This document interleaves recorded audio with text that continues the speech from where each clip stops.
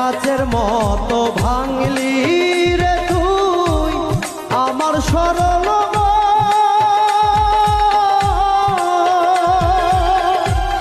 একবার তুই ভাবলি না রে